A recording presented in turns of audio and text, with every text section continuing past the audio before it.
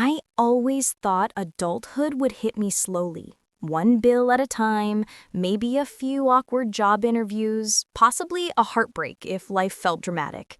But nothing, absolutely nothing, prepared me for the moment my phone buzzed with a notification that shattered the ground under my feet. Your loan payment of $11,277 is overdue. I stared at the message, thinking it had to be spam. I didn't even have a credit card, let alone a loan. My heart dropped so fast, it felt like gravity doubled. I opened the message again, blinking hard, like the numbers would magically rearrange themselves. But then the second message came. Remaining balance, $55,083. My stomach twisted. A cold wave rushed across my skin. I whispered to myself, who the hell took a $55,000 loan in my name? And then the fear hit me like a punch.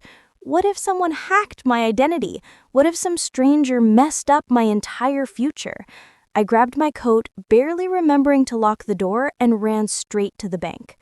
The bank smelled like printer ink and stale air conditioning. A woman in glasses pulled up my file and froze, eyebrows lifting. Mia, you didn't take this loan. I shook my head. She rotated the screen toward me. My signature, my ID number, my address. Everything was mine, except I never signed anything. Mia, she said gently, this loan was co-signed by your parents. My heart stopped.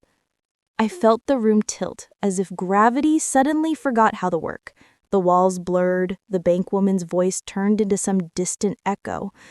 My parents took out a $55,000 loan in my name, without telling me, without even asking me. A burning sting crawled through my chest. Betrayal isn't loud, it's quiet, like a cold knife pressing gently before it cuts. I walked out of the bank in a fog, my legs numb. My hand shook so hard, I dropped my keys twice before getting into my car. I kept hearing the same sentence over and over. They used me. My own parents used me. I reached home with a storm brewing inside me. My mom was folding laundry like it was any normal day. My dad sat on the couch scrolling through Facebook Reels like life was perfectly ordinary. Mom, Dad, we need to talk. My voice came out sharper than I expected. My mom looked up slowly, almost guilty, before I even spoke. My dad didn't even put down his phone. I threw the loan papers on the table. Explain this. My mom froze. My dad's jaw tightened, the kind of tightness that said he was caught but already preparing excuses. Mia, we were going to tell you eventually. My voice cracked. Eventually, you took out a massive loan in my name without even asking me? My dad finally looked at me. We needed the money. For what? I yelled. He hesitated. My mom stared at the floor, and then the truth slipped out like poison. For your brother. His business. He needed help. A bitter laugh escaped my throat. So you used my identity to fix Ethan's failures? You ruined my credit for him? He's your brother, my mom said softly. So I'm what, a financial sacrifice? My dad stood, his voice rising. We raised you, fed you, gave you everything. You owed us this. That sentence, it sliced straight through me. You owed us. No, I whispered, I don't owe you my future. I don't owe you my name. I don't owe you my life. My mom began crying silently. My dad muttered something about me being ungrateful. I walked into my room, shut the door, and let the tears fall. Heavy, hot, unstoppable. My whole childhood, I believed they'd protect me. And now, I felt like I was standing barefoot on shattered trust. I cried until my chest hurt, until my voice broke, until my pillow was soaked. But beneath all that pain, something else was forming inside me. A spark. A quiet, shaking spark of anger. I spent the next morning researching everything: identity misuse, financial fraud, cosign rules, legal rights. My laptop screen was filled with tabs like unauthorized loans by parents, credit damage recovery, legal action against family. Every article cut deeper. They didn't just take a loan, they signed my name. They faked my consent. They used my trust as their signature. A lawyer finally picked up my call. I explained everything, voice trembling. He whistled softly. "This isn't just unethical, it's illegal, and, based on the documents, your signature was forged." My stomach twisted. "So I can get out of it?" "You can, but you need evidence, and you need to make a statement against them." My heart clenched. A statement against my own parents? This wasn't just a legal step. This was ripping my family apart. But then he said the sentence that settled everything. "Mia, if you do nothing, this debt becomes yours for life." I closed my eyes. I saw my future slipping. Apartment, car, career, independence. Everything crushed under a loan I never agreed to.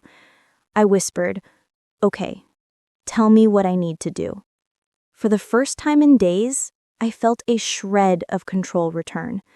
I went home and heard them laughing in the living room, like nothing was wrong, like they didn't just bury me under $55,000. That laugh, something about it snapped something inside me. I recorded everything: the papers, the signatures, the messages, even the confrontation with them. My hands were shaking, but my resolve felt cold and sharp. If they treated me like a tool, then I had no reason to protect what they did. When I finally told them I was filing a legal report, the reaction was explosive.